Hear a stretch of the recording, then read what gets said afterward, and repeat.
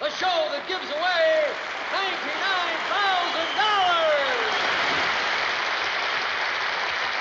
Well, Mr. Parker, you've successfully gone over the $24,750 hurdle, and now it's time for you to make up your mind whether you're willing to go for the $49,500 question.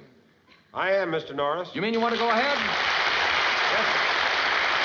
Good. I wish you luck, Mr. Parker. Now, remember, if you complete the $49,500 answer, you're entitled to come back next week and decide if you want to go for the really big money, the $99,000 answer. Are you ready, sir? I'm ready, Mr. Norris. Very well. Now, this question for your $49,500 answer was prepared by an expert in the field of banking and finance, Professor Walter Newman. Your question has to do with something you see and handle every day, a dollar bill. Now, disregarding the serial number, tell me how many times the figure 1 appears on a dollar bill, either in numeral form or spelled out. You have 10 seconds to give the $49,500 answer.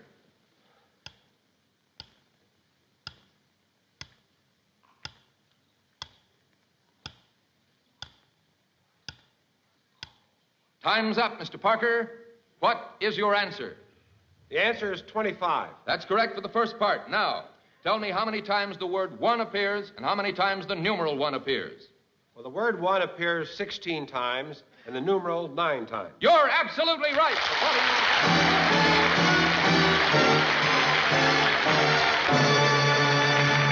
Mr. Parker, you have just won yourself 49,500 of those dollar bills, and now you know you'll have the opportunity to come back and visit with us next week and decide whether you want to go for the 99,000. All right?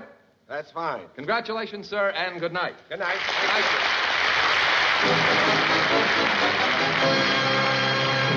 And now, who is our next guest, please? Herb, here's our next guest from Brooklyn, New York, Mr. Ralph Cramden. How do you do, Mr. Hamden? Now, there's nothing for you to be nervous about. Just relax. We're all your friends, and I'm trying to help you. Just relax and take it easy. It's really a pleasure shaking hands with you, Mr. Cramden. That's fine. Thank you very much. Now, tell me, sir, what do you do for a living?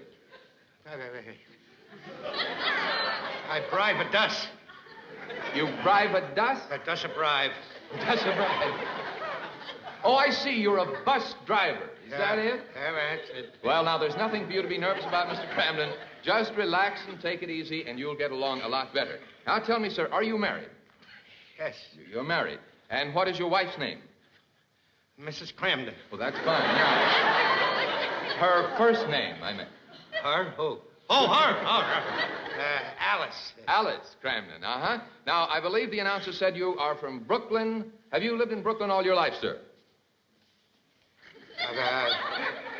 My mother and father, they were there. I guess.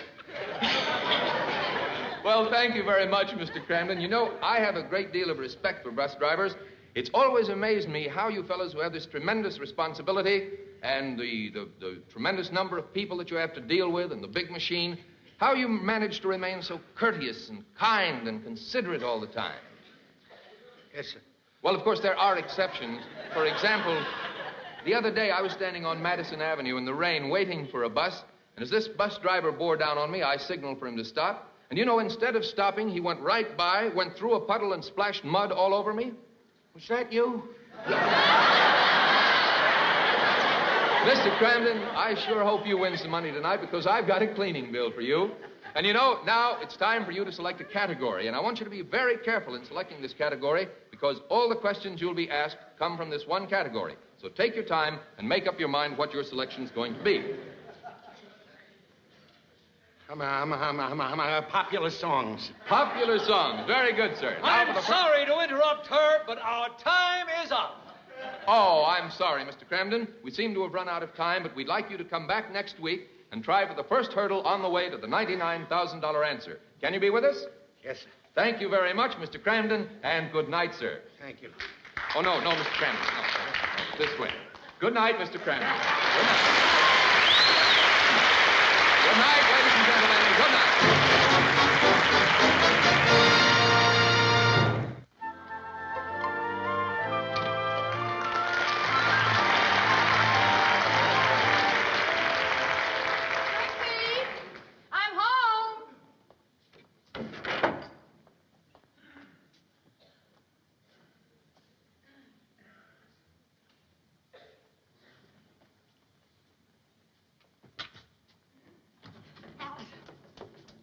Oh, Alice, I could hardly wait till he got home. Hey, Ralph looked wonderful on television. Oh, Trixie, it was so exciting. Oh, I'll bet. Isn't Ralph here? No, he decided to stay downstairs. He's waiting for people to go by and recognize him. You can recognize him at this hour. Alice, it's dark out. Oh, he thought of that. Look, there he is, standing under the streetlight with his hat off. Hold on a second, but I don't know if I'd act any different. You know, if I were in his place, because, gee, if I were on a big television show and seen by millions of people. Oh, listen, Trixie, don't get me wrong. I'm very proud that Ralph is on this show. Yeah. The only thing is, I know Ralph. You know that way he has of steaming himself up and getting over-enthused? You know, he's apt to build himself way up to a letdown, and then he'll just feel miserable. Yeah.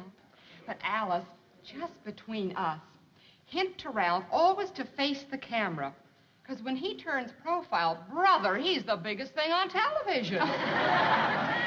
Say, Trix, what about Ed? Did he see the show? Oh, yeah, he watched it with the boys down at the bowling alley. Look, I bet he'll stop in here to see Ralph on his way upstairs, but I got to get up there now. Look, I'll see you in the morning, huh, honey? All right, night, Trix.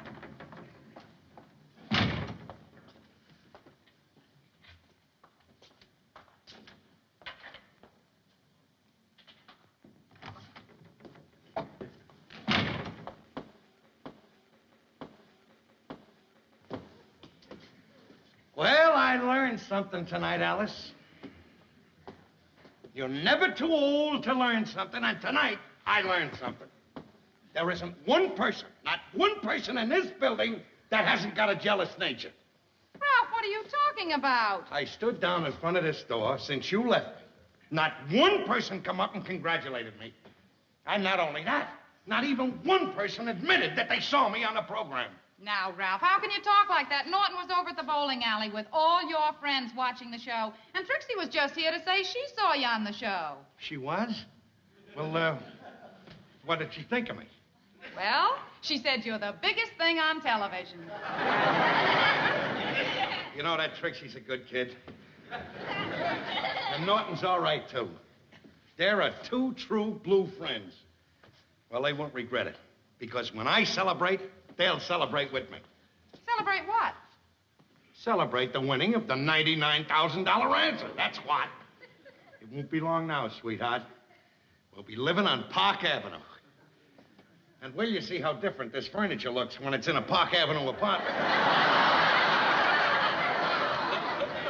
Ralph, aren't you being a little bit too ambitious? You've heard some of those questions. They get pretty tough after the first two. So what? That's why I picked a subject that I know.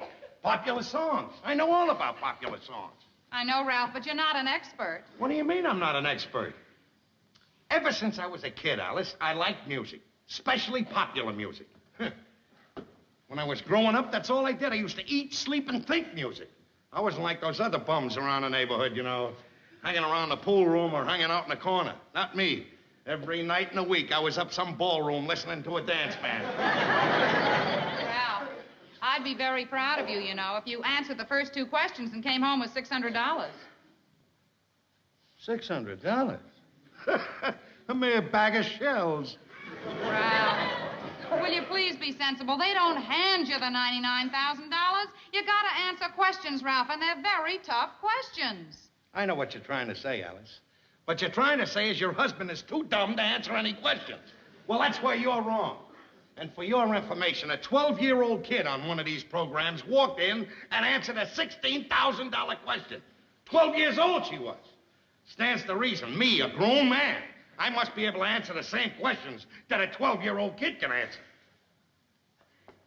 Spell anti-disestablishmentarianism.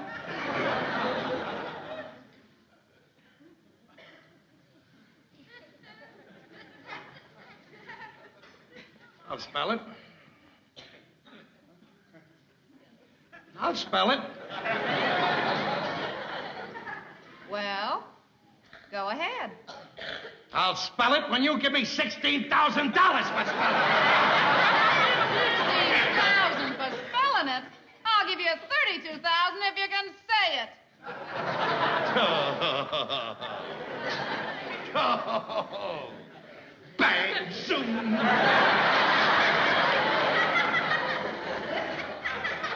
Now, look, Ralph. I don't doubt that you know a lot about popular songs. Let's say you know all there is to know about popular songs. There is just one thing that you're overlooking, Ralph. You're going on a television show, a big television show. Millions of people are going to be looking at you, and big money at stake. Well, you're liable to get nervous, Ralph, and forget what you do know. Any person could do that. Are you kidding? I'm at my best when I'm under pressure. I never get nervous. Oh, that's right, I forgot. You're always calm. You have to be in the kind of work you do. You're a man who bribes the dust. Go ahead, Alice. Try to discourage me. But you're getting no place, because I'm going for that $99,000 answer. And I'm not leaving one stone unturned. There'll be no chances for mistakes. I'm not leaving this house once this week. I'm staying in every night, and I'm studying every song that was ever written. I'm going to buy sheet music and study that. I'm going to buy records and study them. I'm going to rent a piano. I'm going to have Norton come down here and play the piano, every song he's ever heard, and I'm going to study them. Ralph, that's going to cost us a fortune. It'll take every penny we have saved. We won't have 1 cent left in the bank. When the smoke clears away, we'll have $99,000. Yes, sir. This is the time I'm going to get my pot of gold. Just go for the gold. You've already got the pot.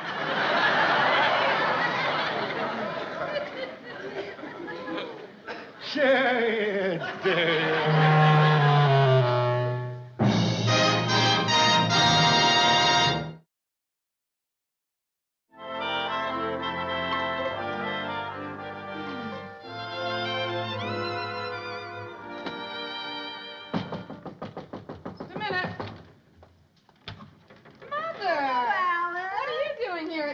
Oh, here's the dress material that you said you wanted. Oh, but you didn't have to make a special trip just for that. Oh, I didn't. We went to the movies in the neighborhood, and so it wasn't out of our way to come here at all. Well, why don't you sit down and have a cup of coffee? Oh, I can't. Your father's waiting in the car, and he's double parked. How's the brain doing? Oh, Mother. What a week. The piano and the phonograph have been going every single night until 3 o'clock in the morning. He's been fighting out the window with Mr. Garrity upstairs. Strangers have been dropping in here all the time to give him advice. Letters have been pouring in all the time. He's been staying home from work without any salary, paying for all of this stuff. He's going to have to win that $99,000 just to break even. Where is he now?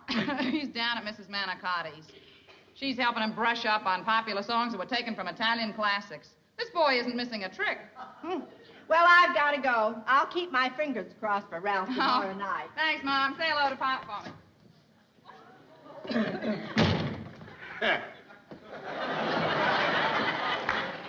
What is she doing here? Ralph? Hello, Ralph. Well, tomorrow's your big night. I was talking to Alice about it, and there's just one thing You can save your breath, because I know what the one thing is that you want to tell me. The both of you. That I should quit at the $600 question. Well, I'm not. I'm going on to the $99,000 answer. But, Ralph, before you interrupted me, I was about to say that I hoped you'd go on to the $99,000 answer. Well, Alice, I gotta admit that now and then your mother shows a small, tiny bit of wisdom. As a matter of fact, I can't wait to hear you answer that question. I want to see the expression on your face when you miss it.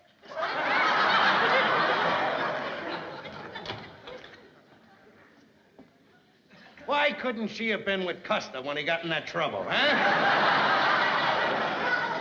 Just for that, when we moved to Park Avenue, she ain't getting a new address. Ralph, I must be crazy to argue with you about this. But you got us moving to Park Avenue, winning $99,000, and you haven't even answered the first question yet. I am going to bed. Big deal. Stay in there. Hey there, Rocky Ball.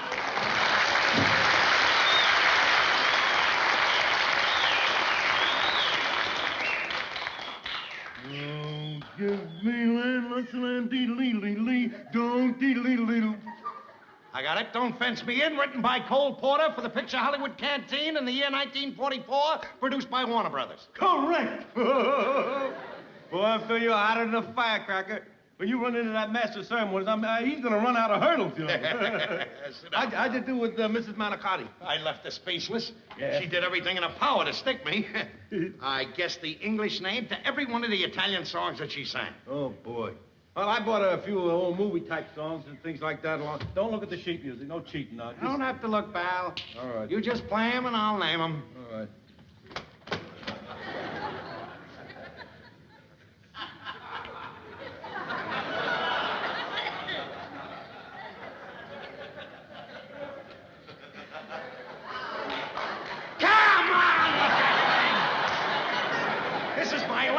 To brush up on the songs. Now, let's not waste any time. Get going. All right.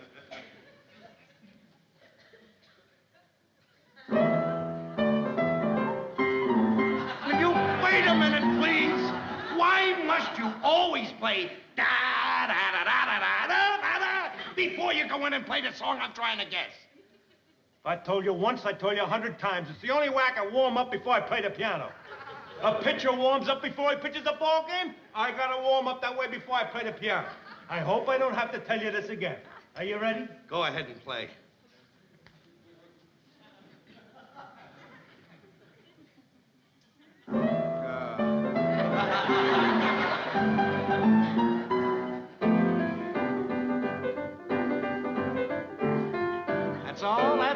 That's all. Shuffle off the Buffalo. Written by Warren and Dubin for a little picture called 42nd Street. The year was 1932.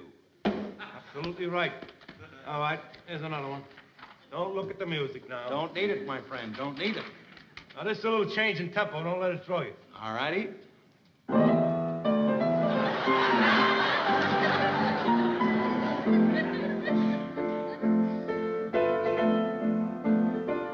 Just Too Marvelous for Words, written by Johnny Mercer and Richard Whiting for a picture called Ready, Willing, and Able. The year was 1937. Absolutely correct. Boy, you are. All right. This one might throw you. This one goes back a little ways. Ready?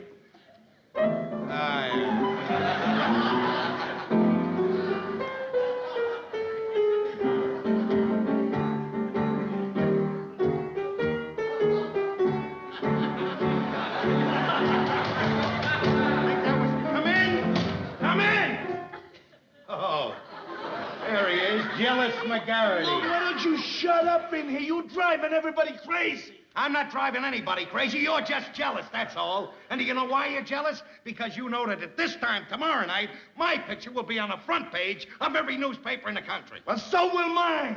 For killing you. Ralph. Hey, loudmouth, now you woke up my wife. I realize that I cannot talk to Ralph because he is stubborn and unreasonable.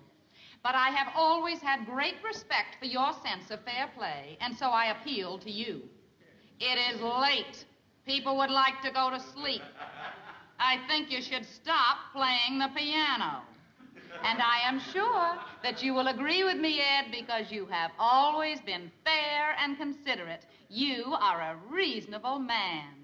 Don't let her soft-soap you. Don't let her soft-soap you. You're just as unreasonable as I am. Go ahead and play. If you touch that piano again, I'll lose all my respect for you.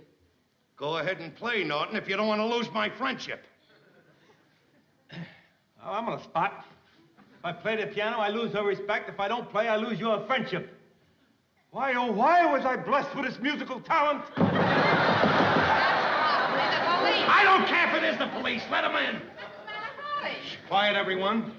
Guardamare come bella, spiratanto sentimento. I have it. Take me back to Sorrento, 1898, written by Ernesto de Kisto. I give up. Well, that's the way it goes. The whole house has gone crazy. Going crazy? I suppose she's crazy because she wants to help me. Give me a little chance. Help me out with the names of songs. That's a little more than I can say for you. Ralph, I've been trying to help you by being sensible. If you had listened to me in the first place, you could have avoided putting all this pressure on yourself. For the last time, Alice, I'm telling you, I'm going for the $99,000 question. For the last time, Ralph, I'll be very proud if you win the $600. $600? Peanuts, peanuts. What am I going to do with peanuts? eat 'em like any other elephant.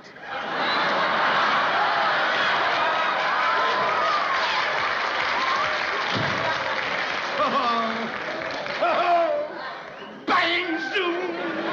Later, piano!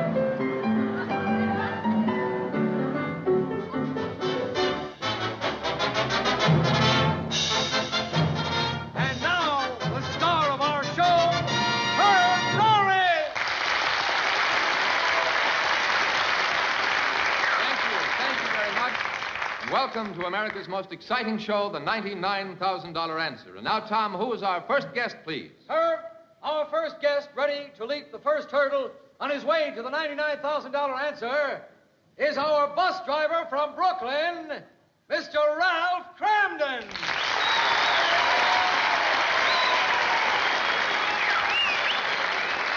How do you do, Mr. Cramden? It's nice How do to you do? see you again. It's nice to be back here. Now, I remember last week we had just got to the point in the program where you had selected your category popular song. Yes, Isn't sir. that right?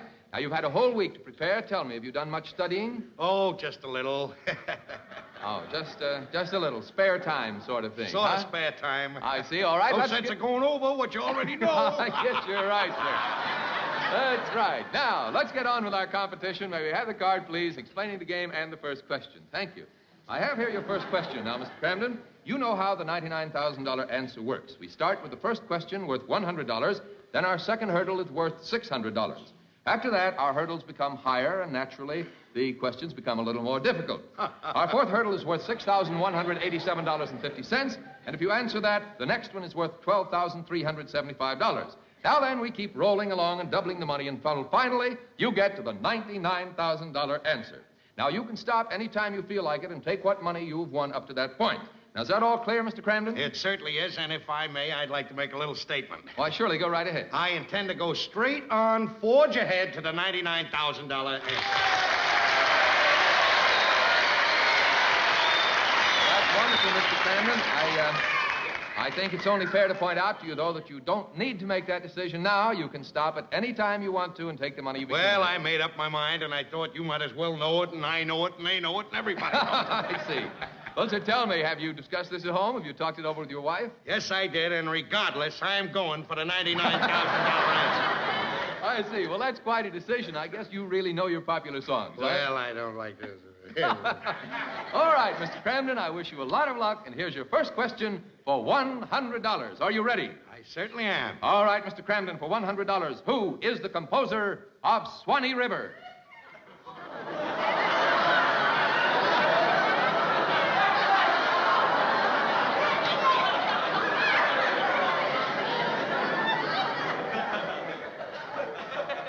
Swanee River. That's right, Swanee River. Can we have a few bars of Swanee River, Jose?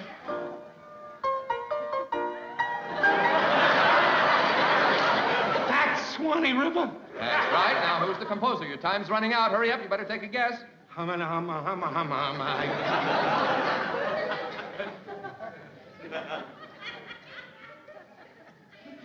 Ed Norton? Oh, I'm terribly sorry, Mr. Cramden. No, the correct answer is Stephen Foster. But thanks so much. You've been a wonderful contestant and a swell sport. Goodbye, Mr. Cramden.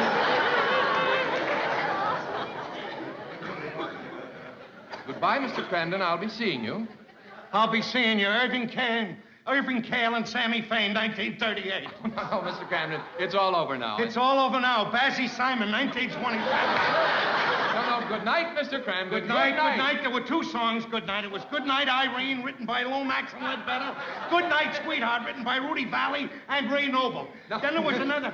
This way, sir. Please. Please. Please was sung by Bing Crosby in the Big Crosby.